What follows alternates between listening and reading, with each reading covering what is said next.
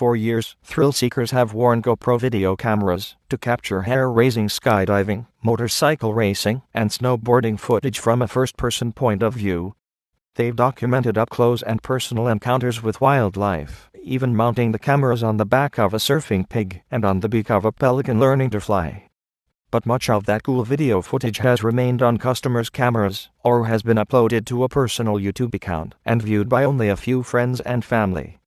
GoPro wants those videos to be shared with the world, and in the process, it hopes to become known as more than just a hardware maker. After a decade in the camera business, GoPro is evolving into a media brand that harnesses the best of its user-generated material and makes it available for the public to watch free. The spectacular popularity of GoPro videos on YouTube and elsewhere has made clear to GoPro executives the potential to expand far beyond rugged extreme action hardware. "We realized our users were really creating magic," said Adam Dornbush, GoPro's head of programming. "Through our channels, we were able to share it. Sharing it is just the beginning." GoPro envisions a fast, always-on marketing campaign that takes content created by customers, distributes it, and uses it to attract new buyers, who in turn share their own videos, in what the company calls a revenue-raising virtuous cycle. GoPro also wants to keep Wall Street happy.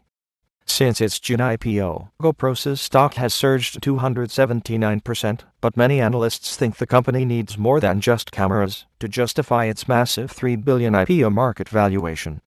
Creating a media empire, if it ever becomes that, will take time. Revenue from GoPro's media side now is tiny, although the company says it is monetizing its content through advertising and licensing. Hardware, including the company's newest camera series, the Hero4, launched Monday, will drive revenue and profit for years to come. GoPro sold more than 3.8 million cameras last year, up from 2.3 million in 2012. Although its hardware success flies in the face of a downward trend for standalone camera sales, analysts wonder how long the company can keep the pace going, and say at some point the camera market will become saturated.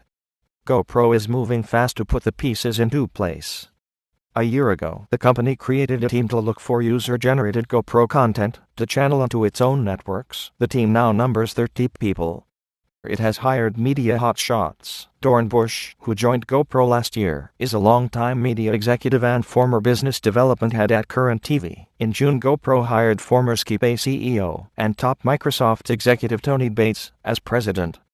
Media deals have been struck with two major partners, Microsoft's Xbox and Virgin America, and GoPro is pursuing distribution contracts with major consumer brands, television networks, Hollywood studios, video-on-demand platforms, and smart TV manufacturers. On Virgin America flights, passengers can watch videos on a GoPro channel. The Microsoft deal is more comprehensive. A GoPro app, which launched on Xbox 360 in April and Xbox One in July, streams on-demand GoPro video content to Xbox users worldwide. Users can buy GoPro cameras and accessories through the app, fulfilled by the Microsoft Online Store. The GoPro channel has become popular on Xbox 360 and Xbox One because of its real-life, unscripted moments, which appeal to a wide swath of viewers, Xbox spokeswoman Lisa Gurry said. Xbox 360 users in the US spend an average of almost 30 minutes watching content per GoPro session, and sports stunts in particular do well among Xbox's gaming-centric viewers. CCOMMENTS. Got something to say? Start the conversation and be the first to comment. Add a comment. 0. GoPro is uploading more often to its main YouTube channel, now with more than 2.2 million subscribers. A year ago, nearly all of the short-form videos seen across GoPro's media offerings were produced by its in-house GoPro original productions. Now, half of its videos are user-generated, and executives expect that proportion to grow. Choosing which videos will appear on GoPro's channels is handled by its team of creative editors, who scour the web for compelling GoPro users and content. Many people label their videos as GoPro in their online descriptions to denote action or unusual footage, and have generated a trove of content for GoPro to choose from. In 2013, GoPro users uploaded to YouTube 2.8 years worth of video featuring GoPro in the title. In the first quarter of 2014, an average of 6,000 daily YouTube uploads and more than 1 billion views represented more than 50 million watched hours of videos with GoPro in the title, file name, tags, or description, the company said. Other times, GoPro users contact the company to say they captured great material and offer to send it in. GoPro is working on a system to make it easier for the public to submit GoPro videos for consideration. Once a connection with the creator has been made, a GoPro creative team rep works with him or her to flesh out a concept. If footage is already shot, GoPro might ask the user to film additional scenes or voiceovers for context. Users are gifted with the latest GoPro cameras, which retail for $129 to $499, and accessories they can use to shoot their videos. The actual filming is left to the user. GoPro makes final edits, including color correction and adding music, before distributing the video through its channels. The videos vary widely in subject: a surfer's view of a seemingly never-ending barrel, a fireman rescuing an unconscious kitten from a burning home, dancers waltzing vertically on the outer wall of Oakland's City Hall. There's no real ceiling on this, because it's about the human experience, GoPro creative director Brad Schmidt said. Unless humans get boring, and what we do gets boring, these videos won't be boring. This year, GoPro reached out to Ethan Swanson, an actuary by day, who does extreme stunts on the side and puts them on his own YouTube channel. Swanson, 24, told GoPro he planned to film himself leaping, without any ropes or safety nets, from atop a Chicago apartment building onto the slanted roof of a much shorter house, before sliding down the roof and winding up on the spiral staircase of a building nearby. GoPro shipped him a few cameras, gave him some ideas on where to place them around the scene, and guided him through the creative process. After the stunt, which he executed flawlessly save for a huge rip down his pants leg, he sent the footage to GoPro for editing. The final, polished product, Epic Roof Jump, quickly went viral and has been viewed 5.3 million times on GoPro's YouTube channel.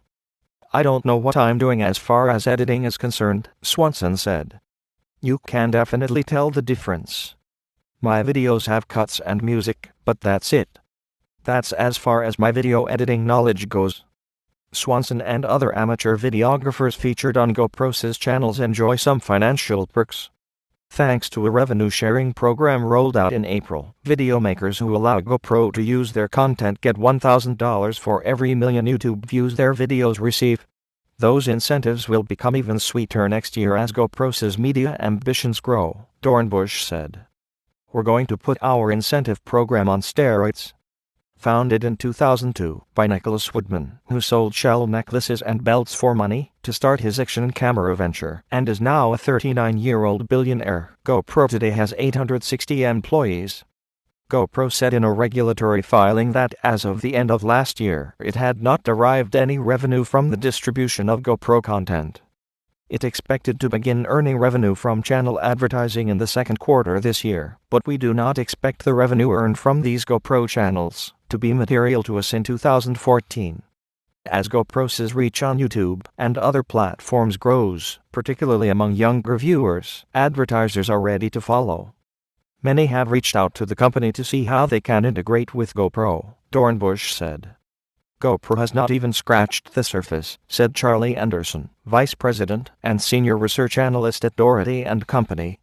"They clearly have content that some of the major brands want to associate with the stuff they produce, and curate is very high quality.